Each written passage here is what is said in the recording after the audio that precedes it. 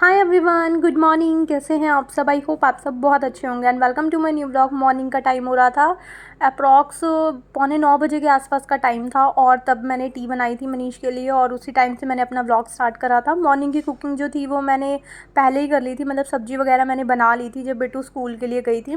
उसी टाइम खाना मेरा बन गया था, आटा वाटा मैंने लगा करके रख दिया था। बस आकर के मनीष थोड़ी देर रेस्ट करने लग गए थे, मतलब थोड़ी देर लेट गए थे और उसके बाद अपना हल्का फुल्का जो काम होता है वो मैंने निपटा लिया था। लाइक मैंने आराम से बैठ करके अपना कोकोनट वाटर पी लिया था और थोड़े से फ्रूट्स वगैरह एंजॉय कर लिए थे। अभी कुछ टाइम से ना थोड़ा सा फ्रूट्स वगैरह पे मैं बिल्कुल ध्यान नहीं दे पा रही हूँ, जिसकी वजह से मेरे को स्टमक में बहुत ज़्यादा हीट सी होने लगी है। कुछ तो वेदर की वजह से होने लगी है और कुछ थोड़ा सा ना मैं ध्यान नहीं दे रही हूँ। अभी बीच में जो वेदर था ना उसमें इतने जूसी जूसी से फ्रूट थे। अभी एकदम एप्पल ही एप्पल है या फिर बनाना है, वो बहुत ज़्यादा ना जूसी फ्रूट्स नहीं है, तो उसकी वजह से स्टमक में भी थोड़ी सी हीट रहती है। तो आज मैंने बैठ करके पूरा मतलब अप्रॉक्स 1 लीटर पानी मैंने बैठ करके पी लिया था, क्योंकि काम मेरा हो चुका था किचन का। मनीष अपना सो गए थे तो मैंने अपना आराम से कुकिंग वगैरह निपटा करके थोड़ा फ्री हो गई थी। तो बैठ करके मैंने सिप सिप करके सारा पानी फिनिश करा, मतलब एक टारगेट सेट करके। और उसके बाद फिर यहाँ पे मनीष मेरे को परेशान करने के लिए आ गए थे कि ऑफिस के लिए वो रेडी वेडी हो गए थे और मैं उनके लिए यहाँ पे चपातियाँ सेक रही थी। वो आज जल्दी रेडी हो गए थे और मैंने चपातियाँ मतलब लेट हो गई थी, मैं अपने और कामों में लग गई थी। तो वो जब रेडी हो जाते हैं ना तो फिर उनका शोर शराबा मचना स्टार्ट हो जाता है। मतलब कि अगर मैं लेट हूँ तो फिर तो वो मतलब हल्ला मच जाएगा घर में, और अगर वो लेट हो जाएं तो फिर मुझे वेट करना पड़ता है। और मुझे लगता है सभी के घर में ऐसा ही होता होगा कि हस्बैंड अगर पहले रेडी हो जाएं तो फिर वो उनका रुकना मुश्किल हो जाता है, जल्दी करो मैं लेट हो रहा हूँ। और ख़ुद अगर 2 बजे तक भी सोए रहेंगे ना तो भई कोई बात नहीं, सो के चलता है। आज तो लेट ही जाना था ऑफ़िस, तो कुछ इस तरह का सीन हो जाता है। और उसके बाद सारी कुकिंग वगैरह मैंने निपटा दी थी और जो मेरा DIY स्प्रे है उससे मैं अपना कुकटॉप को अच्छे से क्लीन कर रही थी। इसे क्लीन करके ना एक अलग सी शाइन आ जाती है। अगर नॉर्मल मैं ड्राई क्लॉथ से क्लीन करती हूँ ना तो अच्छे से नहीं हो पाता था, या फिर मैं थोड़ा सा वेट क्लॉथ से क्लीन करती हूँ तो उसमें ना पानी के स्टेन्स आ जाते हैं। तो ये वाला स्प्रे बिल्कुल परफेक्ट लगता है मेरे को और इससे बहुत अच्छी शाइन आ जाती है कुकटॉप के ऊपर। तो कुकिंग वगैरह फिनिश करने के बाद ना मैं सारी कुकटॉप के ऊपर अच्छे से ये स्प्रे कर देती हूँ। पीछे जो टाइल्स वगैरह हैं इस पर भी मैं अच्छे से स्प्रे करके क्लीन कर देती हूँ। टाइल्स भी बहुत अच्छे से क्लीन हो जाती है, स्पेशली ये जो इसके बटन्स होते हैं ना कुकटॉप के, उस एरिया में चिकनाई बहुत ज़्यादा इकट्ठी होती है, स्टिकी हो जाता है बहुत ज़्यादा, क्योंकि हम घी के और जो भी हमारे हाथों में स्टिकी स्टिकी होता है वो सब कभी हम फ्लेम को ऑफ़ करते हैं, मतलब स्लो करते हैं, कभी थोड़ा सा मीडियम करते हैं, कभी थोड़ा सा तेज़ करते हैं, तो वो जगह स्पेशली थोड़ी सी गंदी हो जाती है। और उसके बाद इस तरह के जो कंटेनर होते हैं ना, जो हमें फूड जब हम ऑनलाइन खाना वाना ऑर्डर करते हैं या फिर लेकर के आते हैं बाहर से, तो इस तरह के जो कंटेनर मिलते हैं ना ये बहुत ज़्यादा यूज़फुल होते हैं। इनकी जो लिड्स होती हैं वो भी और जो ये होते हैं वो भी। तो जो ये इस तरह के कंटेनर्स होते हैं ना उनको मैं फ्रिज में इस तरह का सामान स्टोर करने के लिए डाल देती हूँ। जैसे कि छाछ थी, हाफ़ पैकेट मैंने उसमें से यूज़ करा हुआ था और हाफ़ पैकेट ऐसे बचा हुआ था। उसको मैंने जो वो क्लिप्स आते हैं ना फूड सील करने के लिए, जो फूड पैकेट्स होते हैं उनको सील करने के लिए, वो लगा करके मैंने उस कंटेनर के अंदर डाल दिया था। बाय चांस अगर 1-2 ड्रॉप्स भी गिरती है ना उससे मेरा फ्रिज जो है वो बिल्कुल सेफ़ रहेगा। उसमें कोई भी ज़्यादा मतलब कुछ भी गिरेगा नहीं, कुछ भी स्पिल नहीं होगा और गंदगी नहीं होगी। तो मेरा फ्रिज जो है वो नीट एंड क्लीन रहने वाला है। अगर मैं मतलब जो भी बची हुई चीज़ें होती हैं ना वो मैं इस तरह के कंटेनर में डाल करके जो डोर का फ्रिज का डोर होता है ना उसके ऊपर रख देती हूँ। मिल्क के पैकेट्स, कर्ड, छाछ, जो भी चीज़ होती हैं वो मैं इस तरह के फूड कंटेनर्स में डाल करके रख देती हूँ। ऊपर से सील करने वाला क्लिप ज़रूर लगाती हूँ ताकि कोई भी चीज़ है वो स्पिल ना हो। और उसके बाद ही ये कुछ वेजिटेबल्स, फ्रूट्स वगैरह थे जो कि हम रात को लेकर के आए थे और मैं रात को इतना ज़्यादा थक गई थी, मतलब हम कहीं गए हुए थे काम से और उसके बाद आते आते ना बहुत ज़्यादा थकान हो रही थी, बट स्टिल मॉर्निंग की प्रिपरेशन करनी थी मेरे को, तो मैंने ले ली थी क्योंकि घर पे कुछ भी रखा नहीं हुआ था और बेटे को मॉर्निंग में स्कूल भेजना था। तो जो ज़रूरत की चीज़ें थी वो मैं लेती हुई आई थी। तो वही उन्हीं को मैं अरेंज कर रही थी रात को। बस मैंने ऐसी एज़ इट इज़ पूरा बैग निकाल करके फ्रिज में डाल दिया था, मतलब जो बैग लेकर के आई थी ना मैंने पूरा फ्रिज में डाल दिया था क्योंकि बहुत ज़्यादा टायर्डनेस हो रही थी। उसके बाद मेरे को वहाँ से आई थी, बेटू के क्लॉथ्स वगैरह चेंज करने थे और उसको सुलाना था और उसको थोड़ा सा पेंडिंग कुछ वर्क भी था, वो भी मेरे को करना था। तो उसके चक्कर में ना ये रह गया। एक्चुअली उसका प्रोजेक्ट था जो कि 10 मार्क्स का था, जो कि बनाना बहुत ज़्यादा ज़रूरी था। बहुत मुश्किल से हमें लेट नाइट की वजह से, एक तो वो उसका मतलब जो चार्ट था वो मिला, और उसके बाद आकर के मेरे को वो करना पड़ा, तो फिर ये वाला काम जो था वो मेरा बिल्कुल रह गया था।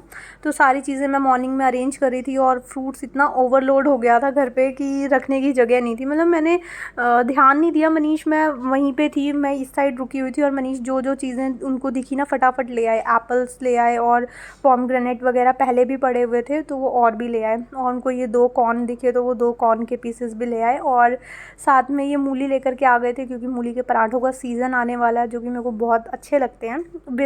बिना उसका पानी निकाले हुए, जब मतलब मोस्टली मूली के जो पराठे बनाते हैं उसका जो वाटर होता है वो स्क्वीज़ कर देते हैं, बट मैं बिना उसका पानी निकाले हुए पराठे बनाती हूँ, मुझे वही ज़्यादा अच्छे लगते हैं, हेल्दी भी होते हैं। अगर हम किसी फ्रूट का उसका जूस ही निकाल देंगे, वेजिटेबल का जूस ही निकाल देंगे, तो वो कुछ नहीं रह जाता, फिर वो घास फूस टाइप चीज़ें रह जाती हैं। तो इसलिए मैं मतलब हर किसी का अपना टेस्ट होता है, तो मैं बिना उसका जूस निकाले हुए पराठे बनाती हूँ। और उसके बाद फिर वो सारी चीज़ें मैंने अरेंज करके रख दी थी। उसके बाद मैं आ गई थी अपना सोफ़ा वगैरह सेट करने के लिए। ये मतलब जो सिटिंग एरिया है ना, इतना ज़्यादा यूज़ होता है, मतलब किचन और ये वाला सोफ़े वाला एरिया, सारा काम मैं बैठ करके चीज़ों को अरेंज करना या जो भी करना होता है। बेटू स्टडी भी यहीं पे करती है, हम ब्रेकफास्ट लंच डिनर सब यहीं पे करते हैं, तो ये वाला एरिया बहुत ज़्यादा यूज़ होता है, इसलिए थोड़ी थोड़ी देर में मैसी होता रहता है, उसको ठीक करना पड़ता है मुझे।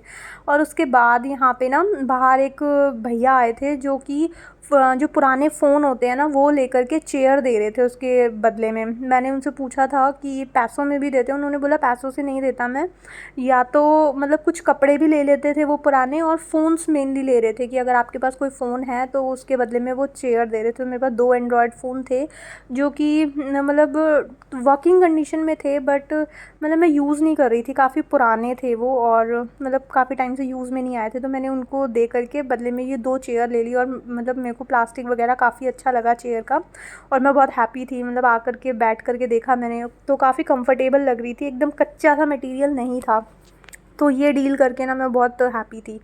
और उसके बाद फिर यहाँ पे आ गई थी मैं बेडरूम देखने के लिए। बेडरूम में भी एकदम तहलका मचा होता है, क्योंकि रात के टाइम पे ना थोड़ी बेडशीट वगैरह लेते हैं, तो उसको थोड़ा सा मतलब फैली हुई होती है सुबह के टाइम पे। तो बेटू ने रात को आई थी ना जब हम, तो ये उसने खींचा और निकाल करके बेड पे ले आई थी, क्योंकि मैं बाहर अपना कुछ काम वाम करी थी, उसका प्रोजेक्ट वगैरह बना रही थी, तो बेटू ने बाहर से ये हैंगिंग निकाली और अंदर बेड पे आ करके मतलब लगा दी थी। तो मुझे सरप्राइज़, मुझे हाथ पकड़ के लेकर आई, बोलती है मम्मा मैं आपको सरप्राइज़ देती हूँ।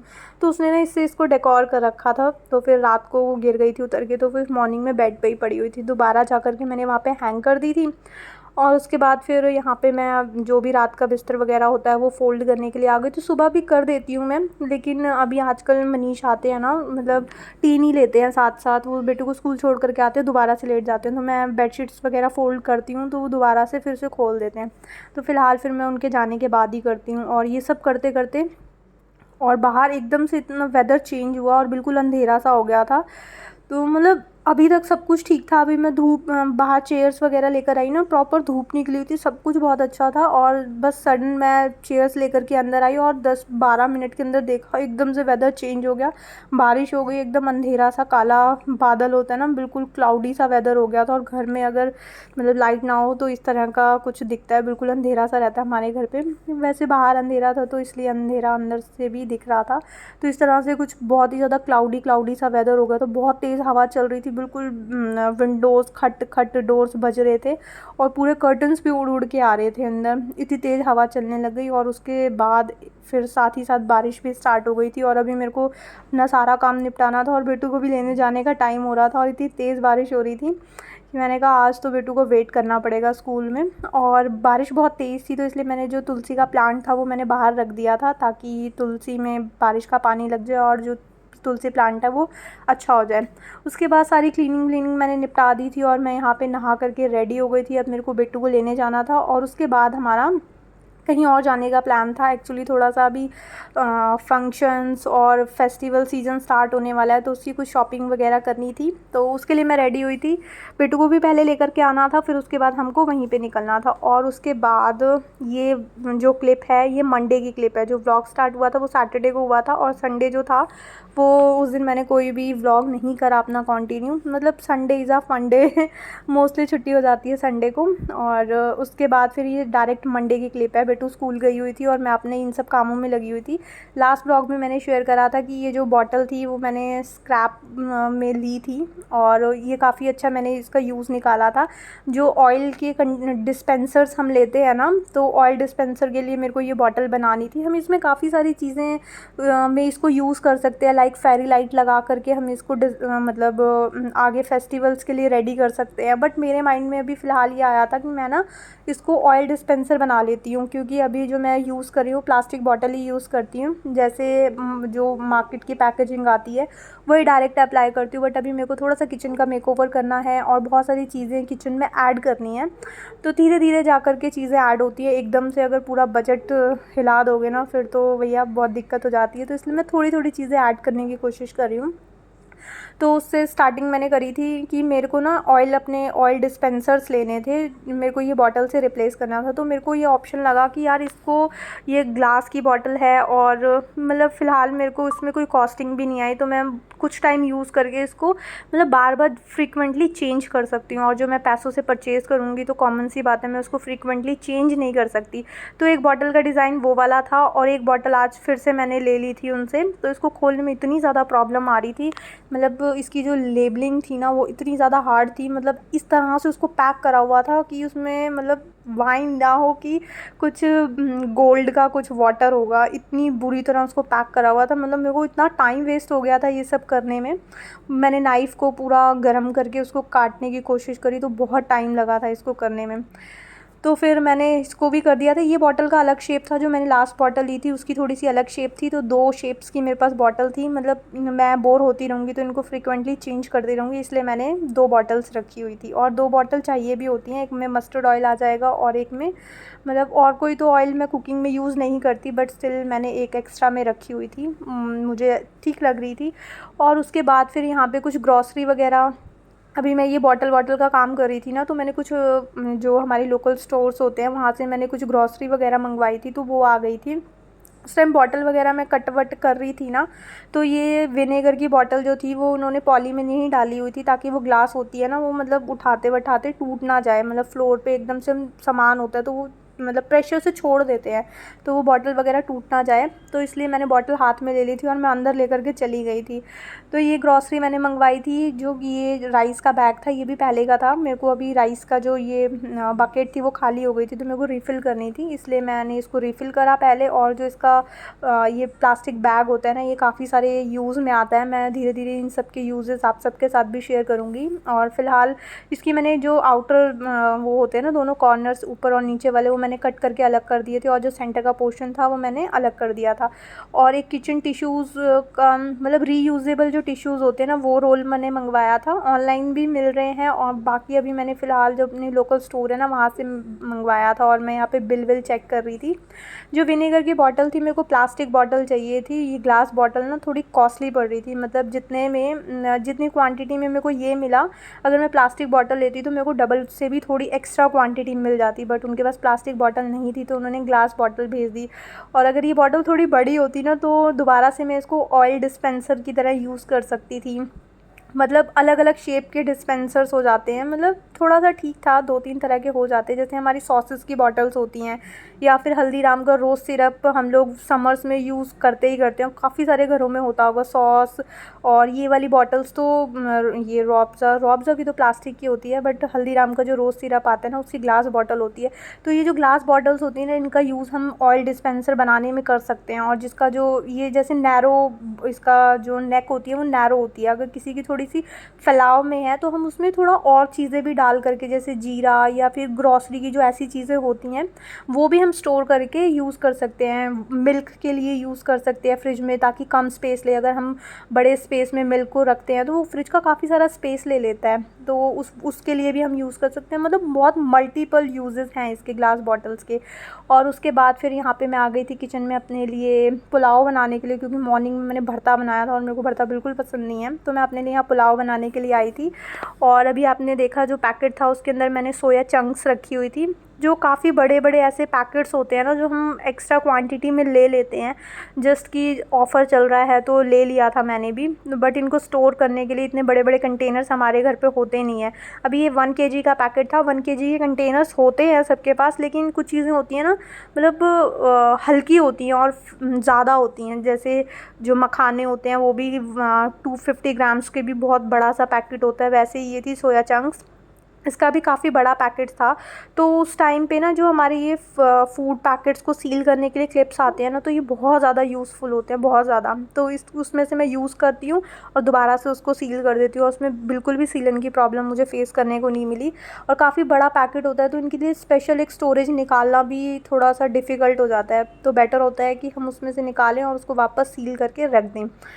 और यहाँ पे बस मैंने ऑयल रख दिया था, ऑयल में जीरा वगैरह डाल दिया था और इलायची डाली थी और तेज़पत्ता डाला था। इसके अलावा मैंने और कुछ भी नहीं डाला था। मतलब जिंजर गार्लिक पेस्ट मैं इसमें डालती हूँ पुलाव में, तो उसका फ्लेवर बहुत अच्छा आता है, बट मेरे को भूख बहुत तेज़ लग गई थी इस टाइम पे, तो उनको, और जिंजर मेरे पास अभी थी भी नहीं, थोड़ी सूखी सूखी सी हो रही थी, तो उसमें ना मज़ा नहीं आता। मतलब उसकी जो हेयर्स होते हैं ना, तो वो मुँह में ना बहुत आते हैं, तो मुझे अच्छे नहीं लगते, तो इसलिए मैंने डाले नहीं थे। सिंपल तरह से आज मैंने पुलाव बना दिया था। कहने को पुलाव था, सिर्फ इसमें चंक्स और आलू ही डाले थे मैंने। पुलाव में बहुत सारी मल्टीपल वेजीज़ डलती हैं, बट मैंने कुछ भी नहीं डाला था, सिर्फ चंक्स डाले थे और आलू डाले थे। और यहाँ पे मेरे पुलाव बन गए थे। थोड़ा सा इसको अच्छे से फ्राई कर लेती हूँ, ढक करके इसको रख दूँगी, ताकि स्टीम से थोड़े से ही अच्छे से ऑयल में फ्राई हो जाएँ। उसके बाद इसके अंदर मैं थोड़े से राइस ऐड करती हूँ, और जब तक मैं कुकिंग कर रही होती हूँ अपने प्लेटफॉर्म पे जितनी भी चीज़ें फैली हुई होती हैं वो मैं साथ के साथ क्लीन कर देती हूँ। जैसे मैं ये कंटेनर फ्रिज से लेकर आई थी, इसको दोबारा से मैंने पैक करके फ्रिज में रख दूँगी। और उसके बाद ये चॉपिंग बोर्ड होता है ना, इसको मैं हैंड टू हैंड क्लीन कर लेती हूँ। रात को एक बार जब सारी चीज़ें मैं किचन में समेटती हूँ ना, तब चॉपिंग बोर्ड को मैं अच्छे से जो विम लिक्विड होता है उससे क्लीन करती हूँ। बाकी जो दिन में मैं बार बार यूज़ करती रहती हूँ ना, तो उसको जस्ट मैं पानी से क्लीन कर लेती हूँ और टॉवल से वाइप करके दोबारा से हैंग कर देती हूँ। मतलब मैं दिन में बार बार विम लिक्विड यूज़ नहीं करती हूँ उस पर, जस्ट ऐसे पानी से निकाल देती हूँ और बहुत अच्छे से क्लीन हो जाता है। और उसके बाद सारा मैंने प्लेटफॉर्म वगैरह अच्छे से क्लीन कर दिया था, और राइस भी बनने के लिए रख दिए थे। यहाँ मेरे राइस बन रहे थे, और पानी वानी मैंने फ़िल करके रख दिया था, क्योंकि आरओ में पानी नहीं था, तो इसलिए मैंने अभी फ़िल करा था। कुछ पानी की बॉटल्स वगैरह ना मैं भर करके रख देती हूँ, ताकि कुकिंग में ना बार बार मेरे को मतलब वेट ना करना पड़े। इधर से चीज़ जल रही होती है और उधर से फिर मैं पानी लेने के लिए जाऊँ आरओ से, तो काफ़ी टाइम लग जाता है। तो इसलिए ये जग वग मैं भर करके रख देती हूँ। और उसके बाद मेरे गर्मा गर्म पुलाव रेडी हो गए थे। और बस आज का व्लॉग मैं यहीं पे एंड करती हूँ। आई होप आपको ये व्लॉग अच्छा लगा होगा। अगर आपको ये व्लॉग अच्छा लगे तो उसको लाइक शेयर एंड सब्सक्राइब ज़रूर करना। मिलेंगे एक न्यू वीडियो में। Till then take care friends, bye bye.